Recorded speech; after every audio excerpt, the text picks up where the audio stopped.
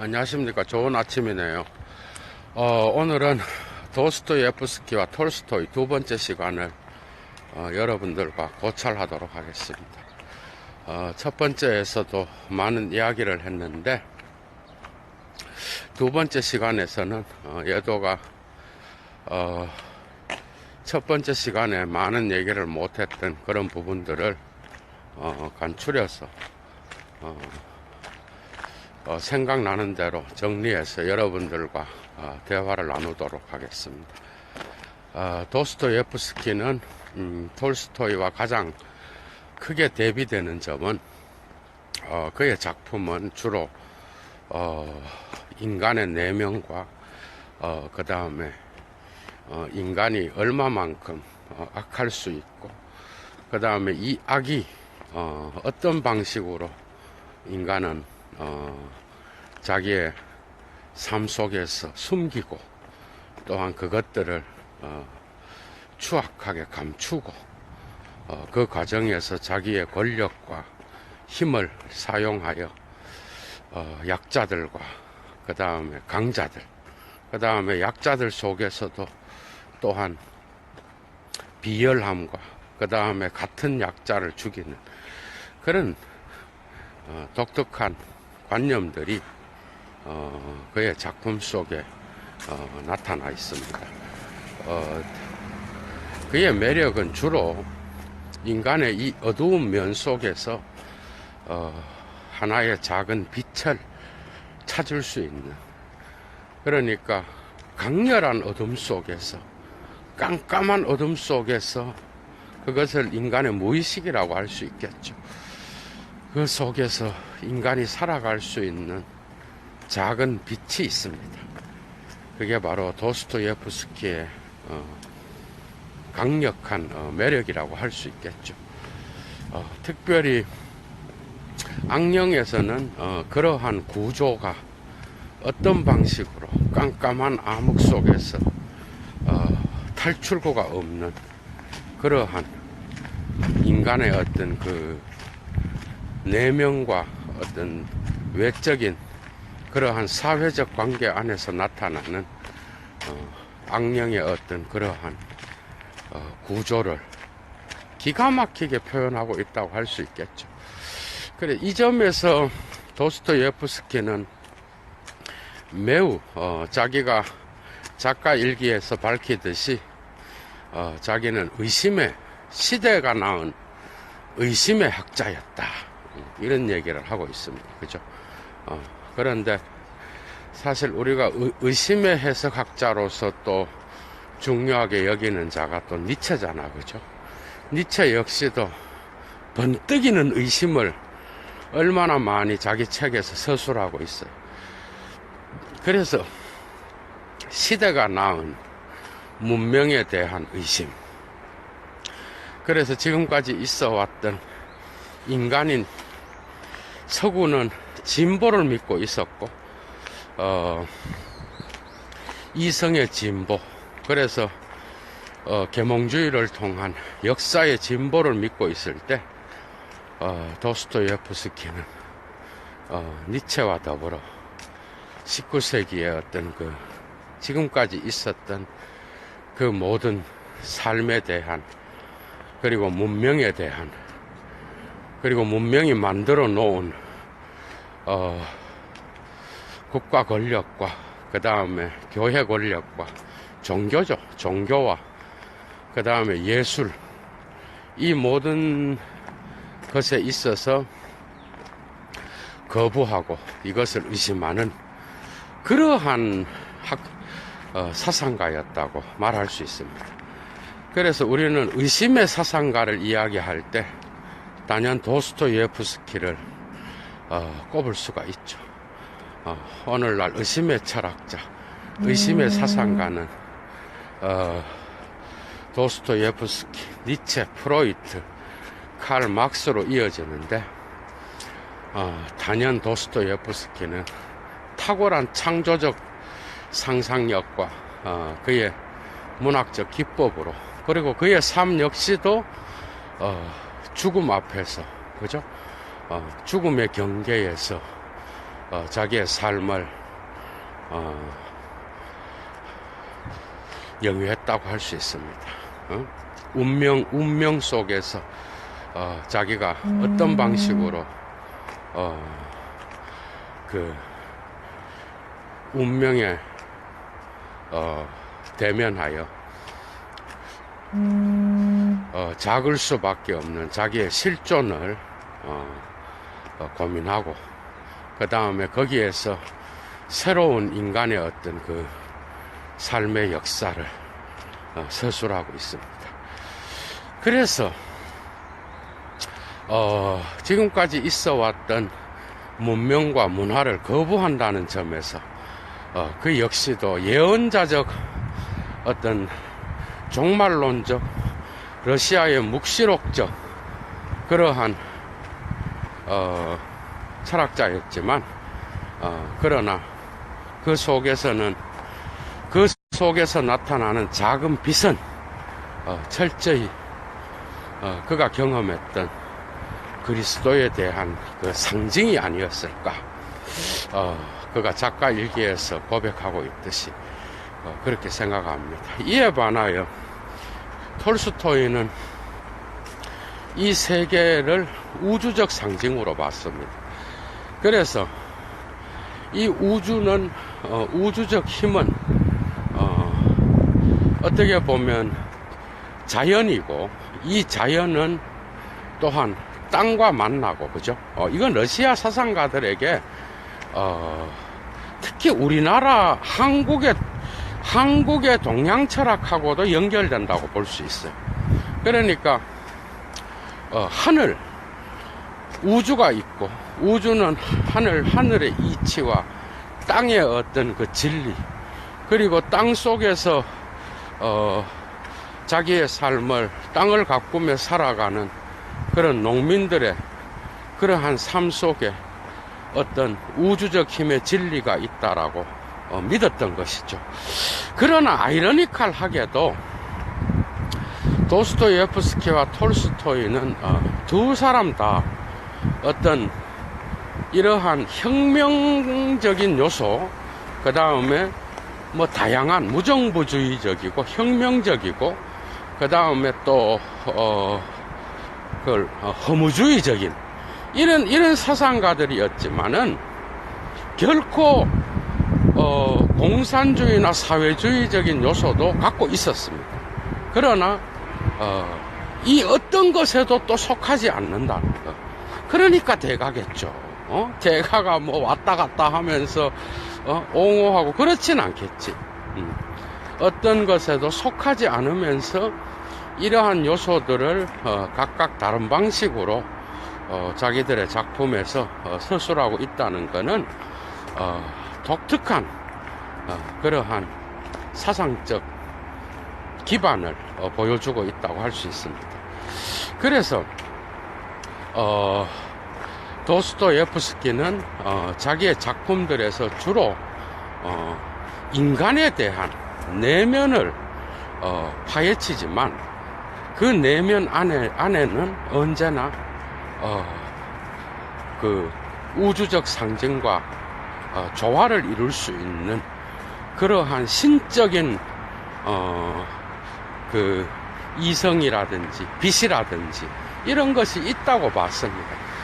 그래서 그의 작품은 상당히 안정적이고 그 다음에 균형이 잡혀져 있고, 그러나 국가라든지 그 다음에 귀족 권력이라든지 또 부당한 힘을 발휘하는 그러한 인물들에게는 철저한 저항을 하는 그런 자였습니다.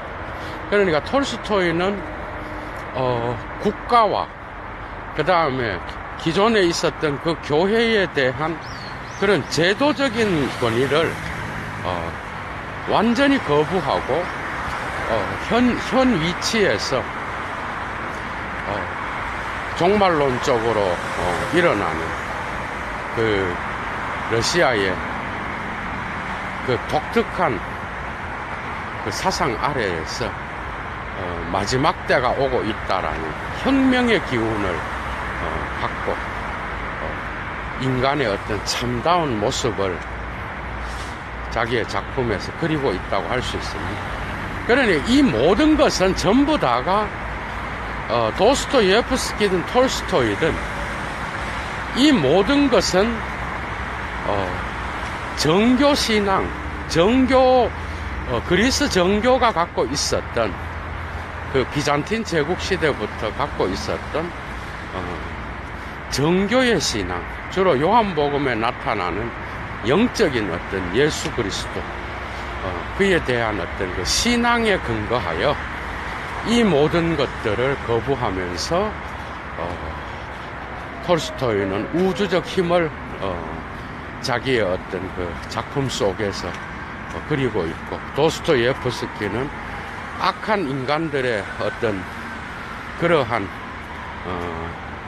파토스와 악의 지배 속에서도 인간의 어떤 그런 관계 속에서 작은 빛을 보고 그 빛이 하나의 어떤 신의 상징으로 나타나고 난다고 할 수 있어요.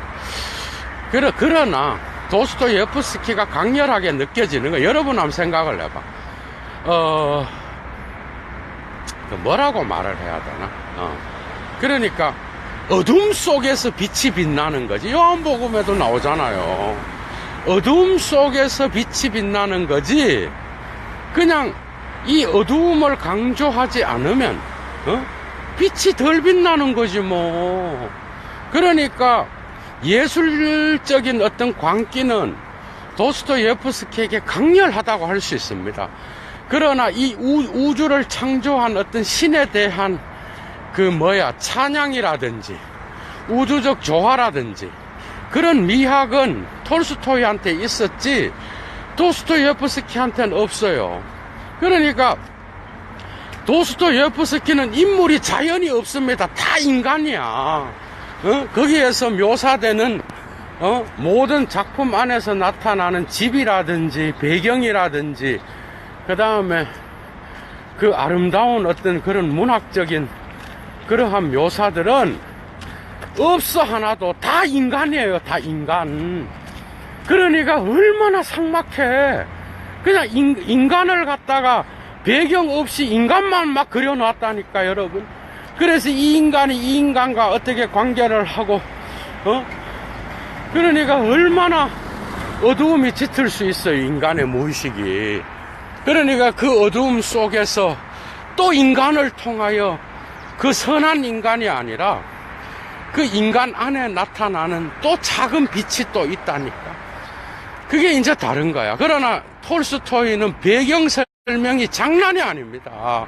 자연이라든지 그 다음에 건물 하나만 놓고도 그 묘사를 기가 막히게 하고 그 다음에 또 인간이 살아가는 어떤 자연 환경이라든지 문명 환경에 대하여 탁월한 묘사력을 갖고 있어요. 이게 이제 도스토예프스키와 톨스토이의 가장 큰 차이라고 말할 수가 있어. 그러니까 도스토예프스키는 정말 그 인간의 어떤 그러한 내면의 어떤 그 썩어 빠진 그 정서를 또 인간을 통하여 드러내거든요. 그러니까 이런 거야. 나무가 있었다. 나무가 참 아름다웠다.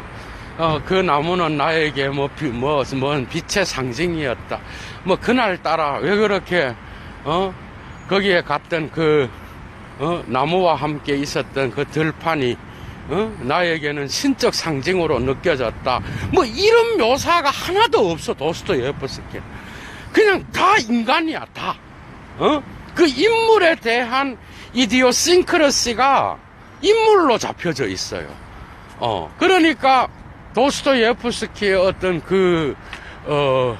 작품 세계 안에는 삭막함, 그 다음에 어떤 시면, 어두움, 그 다음에 끝이 없는 인간의 어떤 기만, 속임, 또 뭐가 있어요? 속여도 얼마나 위장을 잘하고 그 위장 뒤에 또 다른 위장이 있고 락강이 뭐 따로 있나? 락강은 도스토예프스키한테 가서 엄청 배웠을 겁니다. 그리고 뭐 또 누구야? 프로이트, 쇼펜하우어 이런 거랑은 수준이 달라.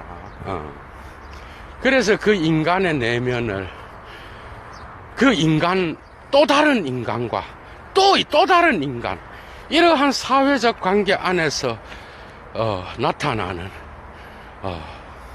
그러한 인간의 본성을 악의 본성을 그 다음에 어떤 그런 인간들 안에서 어떻게 그리스도의 사랑과 그 다음에 그리스도의 빛이 드러나는지 그것이 연약한 빛일수록 여러분 보네퍼가 말했잖아. 연약한 하느님만이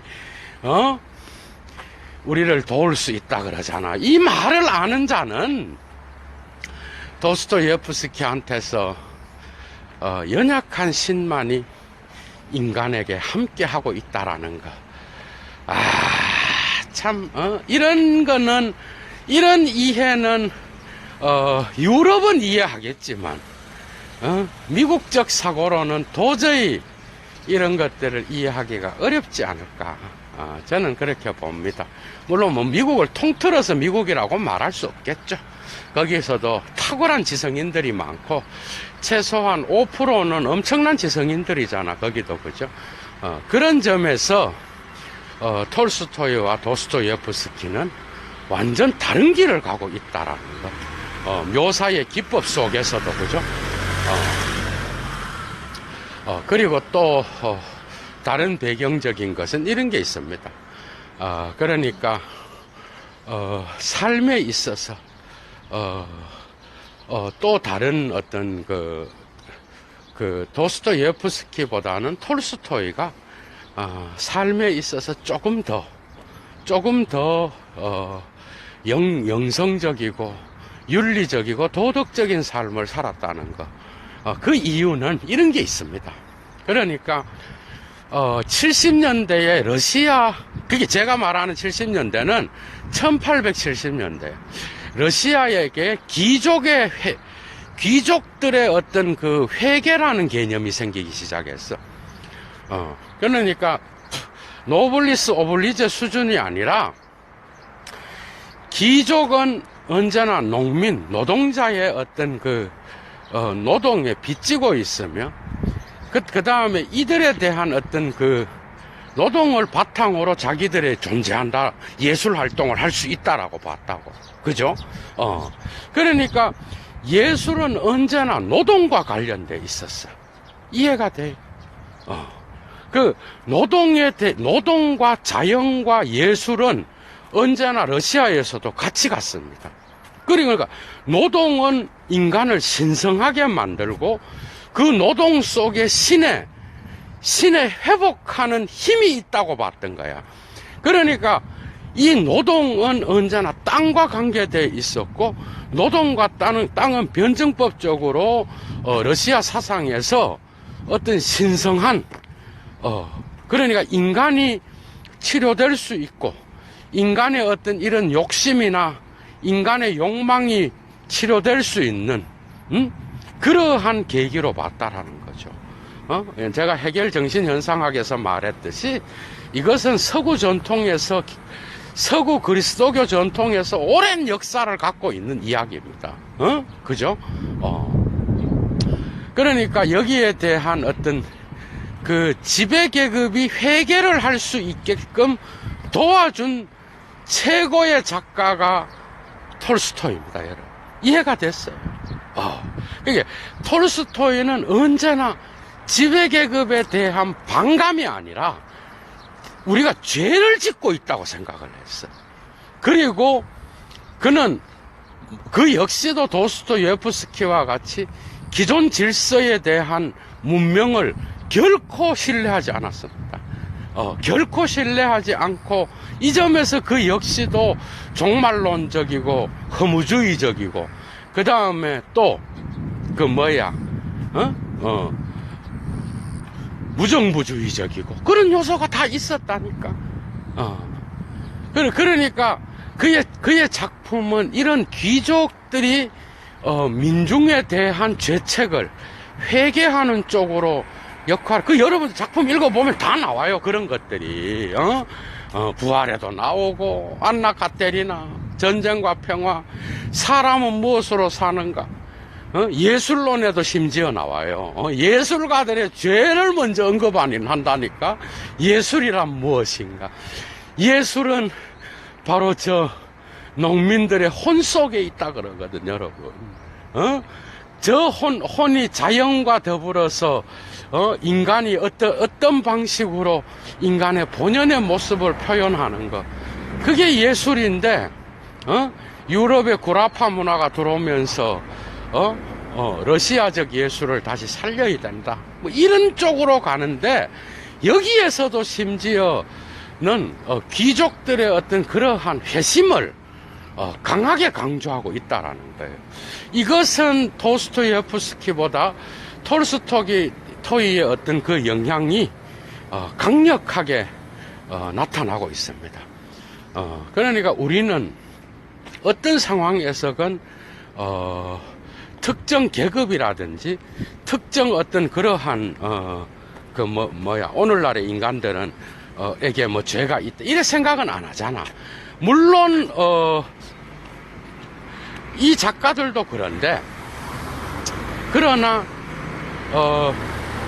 그 당시에 어떤 러시아의 역사를 살펴보면 이러한 억압의 역사가 그들의 어떤 그 삶 속에서 끊임없이 일어났고, 심지어 1860년대에 알렉산더 2세를 통하여 농민이 해방됩니다, 여러분. 농민이 해방이 돼가 농노제가 폐지된다니까? 그래서 심지어 거기에, 누구야? 헤르첸이라든지 러시아의 위대한, 사상가들이 거기에 대하여 상당히 옹호를 하고, 페트라예프스키, 이런 사람들이 옹호 발언을 하고, 그랬었다고. 그런데 이 혁명이 결국은 또, 유야무야 돼갖고, 러시아 귀족들에 의해서, 다시 원점으로 돌아간단 말이죠. 그러니까 여러분들이 그런 것들을, 이해하려 그러면, 이러한 역사적인 것들하고 관련이 있다라는 겁니다.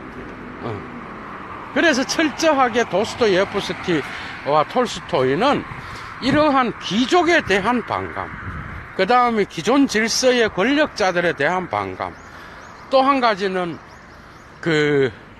유럽에서 들어온 어떤 그 사상에 대하여 반감을 갖고 있으면서도 또 수용하는, 도스토예프스키는 제가 알기로는 헤겔하고 독일의 어떤 그 낭만주의의 헤겔, 쉘링, 피테를 이미 알고 있었고, 또 다른 방식으로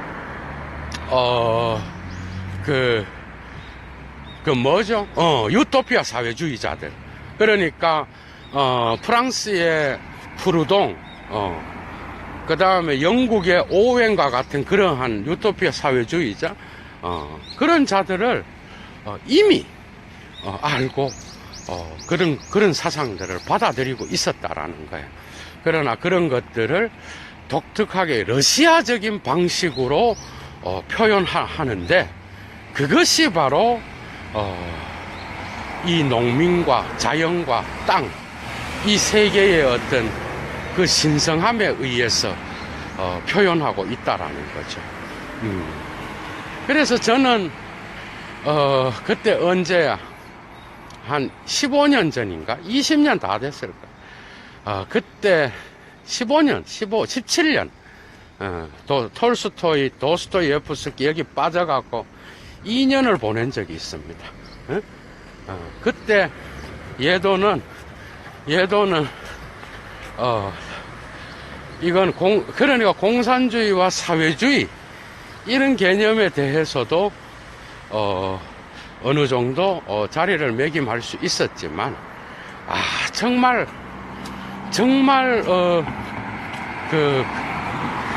철저한 어떤 역사적 예수에 대한 그러한 생각을 재정립할 수 있었던 게 무슨 서구의 무슨 독일의 역사 예수학파라든지 오늘날 미국에서 나타나는 그런 자들한테서 배운 게 아니라 이 러시아 사상가들로부터 이 급진적 어떤 그 정교회에서 나오는 그런 영성을 그때 엄청 내 삶에서 각인시켰던 기억이 납니다. 그래서 그때 러시아의 책들을 엄청 많이 탐독을 했고 그것이 니체라든지 다른 사상가들을 이해하는 데에 톨스토이보다는 도스토예프스키가 상당히 많은 역할을 했다고 할 수 있습니다.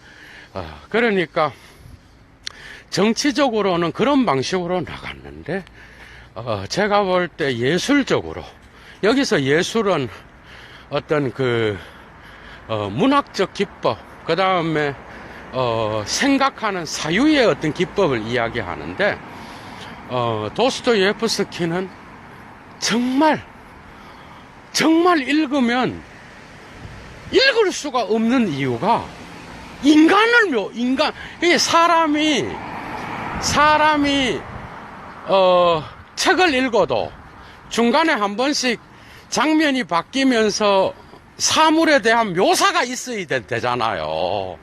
그러면 이게 심심하지가 않고 책을 끝까지 읽을 수가 있는데 등장인물도 많고 이름도 길고 그 다음에 또 사물에 대한 묘사가 매우 적어.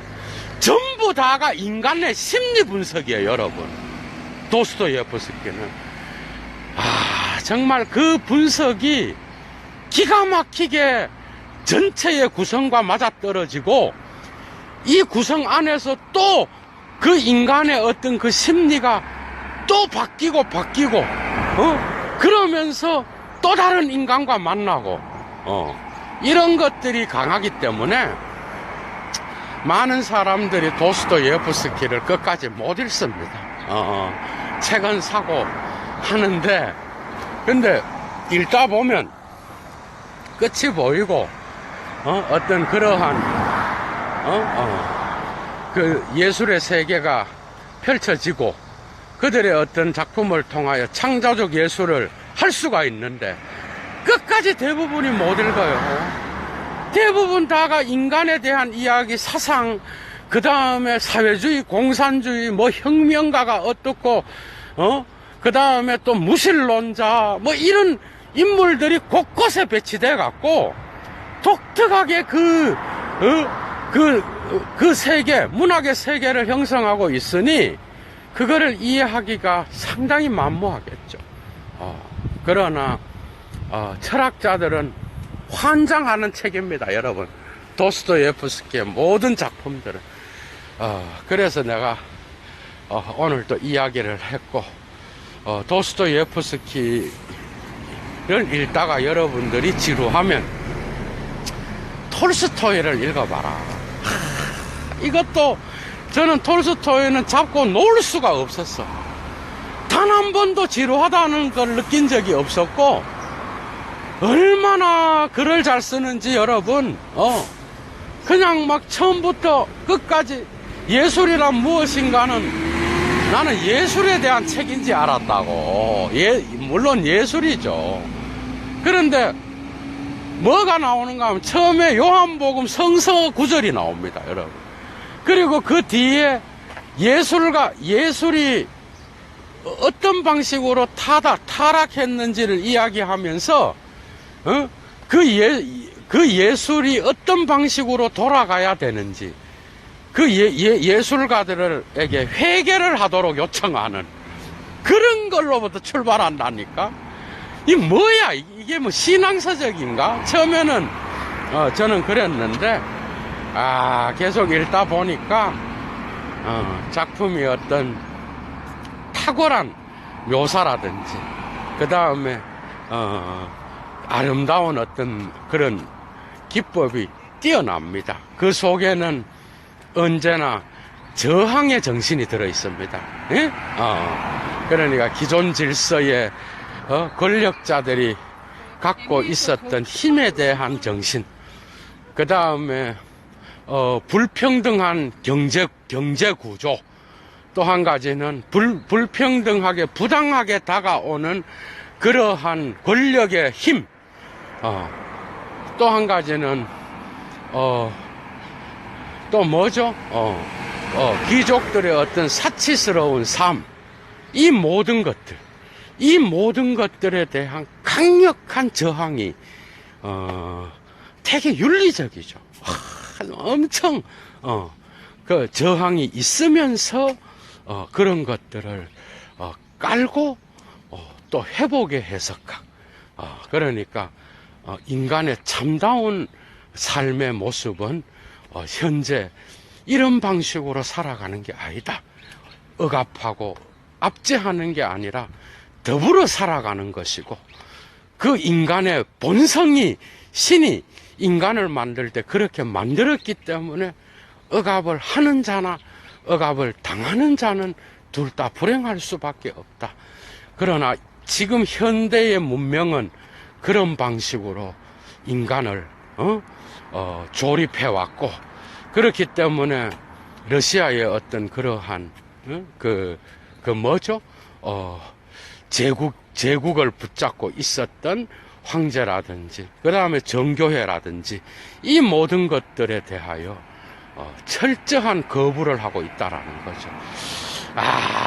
몇십 년 전에 동계올림픽 때 푸틴이 도스토예프스키가 아니라 톨스토이를 갖다, 푸시킨 톨스토이 두 사람이었던 것 같아요. 두 사람을 러시아의 어떤 그 정신을 이끌었던 자로서 자기 국가의 상징으로 내놓는 걸 볼 때 참 코미디였죠. 톨스토이가 지하에서 웃을 일입니다, 여러분. 울 일이야. 전혀 러시아의 국가주의를 옹호한 적이 없습니다, 톨스토이는요. 도스토예프스키도 마찬가지. 그게 러시아인들은 그런 민족주의 자체가 없었다니까. 민족주의도 표토르 대제가 뭐죠? 그게 서유럽의 문화를 받아들이면서 그때부터 러시아에는 어떤 자기 민족이라는 개념이 생기기 시작했는데, 이것도 독일로부터 수입된 민족주의입니다, 여러분. 그러니까 제가 내일쯤에 레닌과 마르크스를 할 텐데, 왜 레닌이 독일의 어떤 이러한 철학과 같이 갈 수 있었는지는, 프랑스보다는 어떤 그 독일 쪽의 어떤 이러한 것하고 같이 갈 수 있었던 거는 마르크스도 있지만, 어떤 그러한 역사적 사상사의 어떤 그 질곡이 있다는 거죠. 이제 이해가 됐죠. 그거는 또 다음 시간에 할 이야기고, 그죠?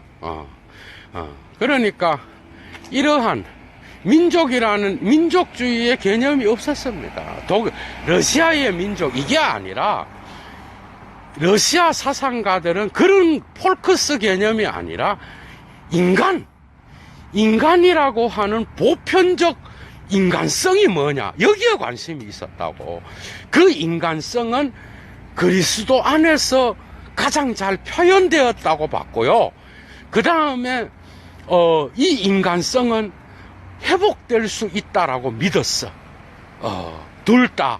그러나 도스토예프스키는 상당히 회의주의적으로 믿었고, 톨스토이는 확신에 차 있었습니다, 여러분. 이해가 돼요? 그러니까 톨스토이는 그러한 어떤 그 돈 많고 권력을 잡은 자들의 어떤 공동체적인 책임을 언제나 호소했지만은, 그러나 그것이 러시아 민족을 향한 민족주의로 가진 않았다라는 것. 민족이라는 개념은 철저히 18, 19세기에 독일로부터 수입된 거였고, 이런 개념은 이런 사상가들에게는 없었다라는 거죠. 그러니까 그 점은 또 독특하게 톨스토이가 또한 인류 역사에 기여했던 그러한 부분이라고 할 수 있습니다. 뭐 사회동포주의 뭐라 그래야 되나, 그런 걸 굳이 붙이자고 한다면, 그래서 이 두 명은 제가 볼 땐 한 명도 괜찮아. 한 명도. 러시아가 푸시킨, 고골리, 그 외에 엄청난 사상가들이 많잖아. 여러분들 내가 내일 막스랑 레닌을 비교하면서 강좌를 한번 열 건데, 그때 보면 알지만은 막스는 러시아의 어떤 사상가들, 그 다음에 네차예프, 혁명 이론을 썼던 네차예프라든지, 그 다음에 또 헤르젠이라든지, 그 다음에 끝까지 마르크스에게 영향을 준 그런 자들이 한둘이가 아니에요, 여러분. 그러니까 막스의 영향을 받고 마르크스의 영향을 받아서 레닌이 나와가 혁명을 했다, 이게 아니라고, 여러분. 이게 아주 잘못된 이론이라니까. 그게 아니라 그걸 까발리겠습니다. 마르크스 이론은 러시아 사회주의랑 같이 변증법적으로 발전하면서, 그러나 가장 세련되긴 했어요.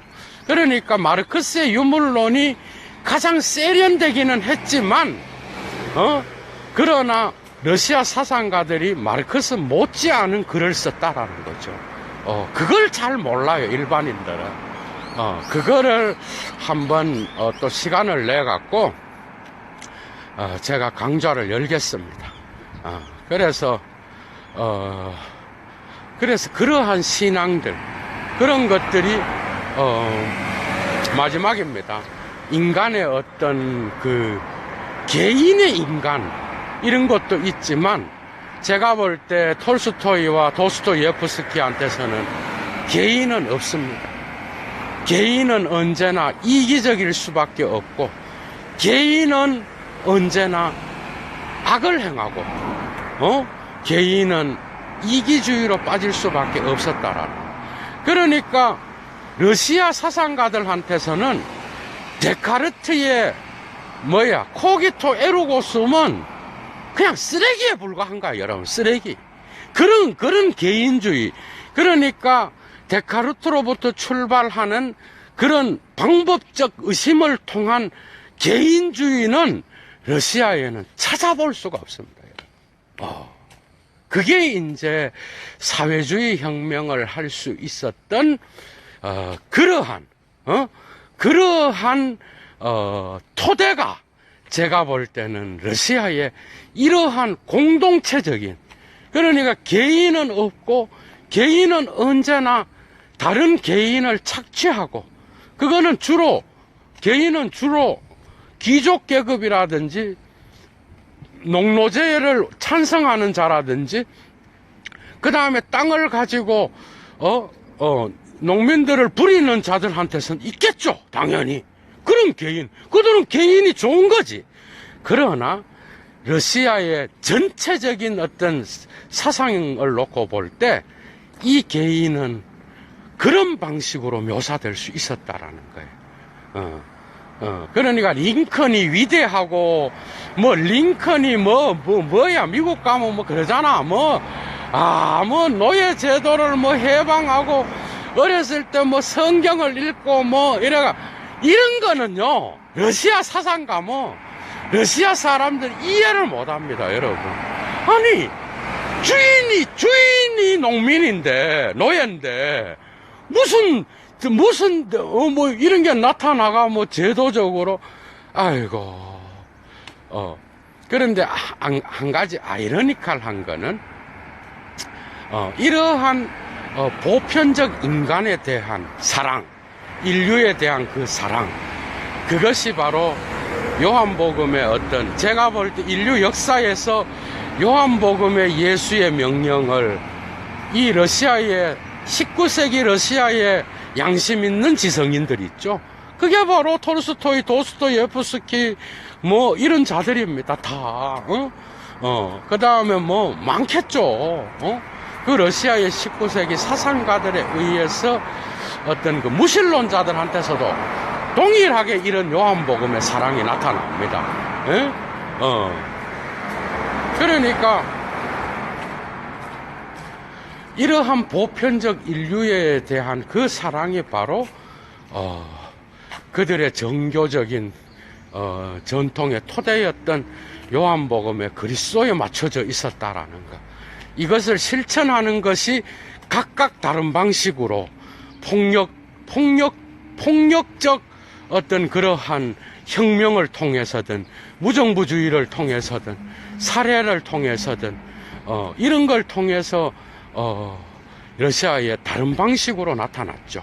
그러나 도스토예프스키와 톨스토이는 특히 톨스토이는 여러분 알지? 간디 알지? 간디. 비폭력 무저항. 그러니까 그게 톨스토이한테서 나왔거든요. 그러니까 톨스토이는 이러한 혁명을 이루기 위한 토대로서의 폭력을 통하여 혁명을 이루는 것을 금지해서 그러니까 폭력을 금지한 것도 중요하지만 혁명을 못하더라도 폭력은 있어서는 안 된다.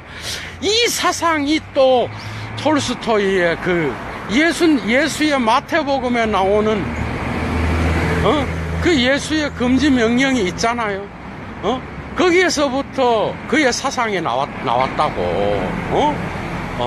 그러니까 오늘날 마태, 마가, 누가, 요한 그 역사적 예수의 어떤 가르침을 따르는 목사가 어디 있어요? 따르면은 그냥 자본주의에서 살 수가 없는데, 그러니까 이쪽으로 갔던 지성인들은 저는 그래 생각합니다. 그 미국에 있는 오늘날의 역사적 예수 연구자들 있죠. 그들이 교회에 다닐까? 나 안 다닌다고 확신합니다. 교회 신앙을 가질 수 있을까? 역사적 예수를 연구하는 자가 교회 신앙을 가질 수 있을까? 저는 상당히 부정적으로 봅니다. 불가능합니다. 그게 가능할 수가 없어. 그 점에서 이 러시아의 19세기에 이 톨스토이와 도스토예프스키는 그런 쪽으로 영향을 준 거는 톨스토이가 더 강한데, 이런 자들의 사상을 접한 자가 오늘날 교회 신앙에 적응할 수 있을까? 저는 없다고 봅니다. 여러분들이 그래서 너무 예수가 아니라 교회를 사랑하는 자는 톨스토이와 도스토예프스키를 읽지 마십시오. 저는 뭐 그거 하나는 확실히 여러분들에게 말씀드릴 수 있을 것 같아. 그런 여러 가지의 어떤 배경들이 있었다는 거죠. 자, 예도의 두 개의 강좌를 듣고 여러분들이 책을 잡아야 되겠죠? 제가 추천하는 책을 소개하고 끝내겠습니다. 지하로부터의 수기라는 책이 있어요. 저는 번역서로 읽었는데, 저는 열린 책들에서 나온 작은 빨간 책 있죠? 그걸로 다 읽었습니다. 지하로부터 수기를 읽으면 도스토예프스키가 살았던 그 감방 생활에서 느꼈던 인간의 죄수들을 보고 썼던 건데 정말 감동적이에요. 그 마지막 끝까지 읽어야 돼. 하여튼 도스토예프스키는 끝까지 읽으시라고. 끝까지. 알았어요? 끝까지 읽어야 이게 들어온다니까. 그 다음에 악령. 죄와 벌은, 죄라는 건 이미 심리적으로 우리가 받았다라는 그런 게 있는 거죠. 그 다음에 또 제가 또 까라마조프가의 형제들. 이 대작이죠, 대작. 이 작품. 예술적으로는 악령이 가장 뛰어납니다. 예술적으로는. 그 다음에, 좀 되게 지루해. 이름이 길고, 뭐, 이래갖고, 여러분들이 아주 쉽게 접할 수 있고, 끝까지 가기가 어려워요. 그걸 극복을 하셔야 됩니다. 그리고 톨스토이는, 저는 사람은 무엇으로 사는가? 저는 옛날에 성경 공부할 때, 제가 청년의 전도사를 했어요. 2년 동안. 그때 저는 그 청년들이 얼마 전에 길에서 만났는데, 나는 전도사님 때문에, 전도사님 같은 분은 만나서 너무 내 삶이 좋아졌다나? 이런 헛소리를 하고 이러더라고. 제가 청년의 전도사를 할 때 큐티를 한 책입니다, 여러분. 뭐가? 사람은 무엇으로 사는가? 거기에 이제, 농민 귀족 나오고, 참 아름다운 이야기들이 있었죠. 그 다음에 또, 전쟁과 평화는, 정말 휴머니티가 강하게 느껴지고, 안나 카테리나 역시도, 그러한 휴머니티지만은, 또한, 인간이 악함 속에서도 어떤 방식으로 인간이 자기들의 어떤 내면을 치유하고 할 수 있는지를 명확하게 보여주는 책이죠. 부활은 저 세상에서의 부활이 아니라 정말 이 땅에서 내 이웃에게서 내가 상처를 준 자가 있다면 그의 영혼을 신의 영혼으로 회복시키는 것에 부활이 있다라고 말하는 겁니다. 그러니까 부활은 우리가 이 땅에서 경험하는 것이고, 이 땅에서 그 부활은 매 순간 나타나야 된다라고 하는 그런 교훈을 주는 책이라고 할 수 있겠죠. 이 모든 작품에서 한 가지 여러분들이 알아야 되는 건 성서의 말씀이 나온다니까, 여러분. 성서의 말씀이 나와요. 마지막입니다. 악령 앞에 성서의 말씀은 복음서에 나오는 돼지떼 이야기 있죠? 돼지떼. 갑자기 돼지떼에서 예수가 죽기를 하는 그 말씀이 나와. 나는, 그래서 나는 그때 책을 읽을 때 이게 사단이 뭔가, 사탄이 귀신이 뭔가, 나는 이런 관심을 갖고 읽었는데, 알고 보이게 인간이 귀신이더만. 알고 보이게 인간이 돼지떼에 들어간 귀신들이고, 그 돼지가 인간이에요, 여러분. 그리고 그 인간 속에서, 악한 영들이, 서로를 못 잡아 처먹어서, 서로 죽이고, 서로 이념이 다르다고 죽이고, 그게 바로 인간이에요. 그래서 저 귀신이 그러잖아. 저 돼지떼 속에, 들어가게 해달라 그러잖아. 그게 예수가 뭐라 그래? 그래, 가라! 그러니까, 돼지떼 속에 귀신이 막 들어가갖고, 돼지떼들이 지랄 발광을 한다고. 여러분 알죠? 그 말씀. 그게 악령의 제일 앞에 서문격으로 나와 있다라는 거죠. 그래서 얘도 물러가겠습니다. 너무 할 얘기가 많고, 그런데 이 더운데 도스토예프스키와 톨스토이 일을 했습니다. 언제 또 좋은 그걸로 만나 뵙겠는데, 제가 또 악령이 나오니까 악령의 어떤 이러한 귀신론을 그리스도교에서는 어떻게 귀신이나 이런 영들을 봤는지 그걸 또 한번 하고 싶은데 그건 할 수가 없네요. 지금 시간이 없어서. 얘도 물러가겠습니다. 좋은 하루 되십시오. 추스.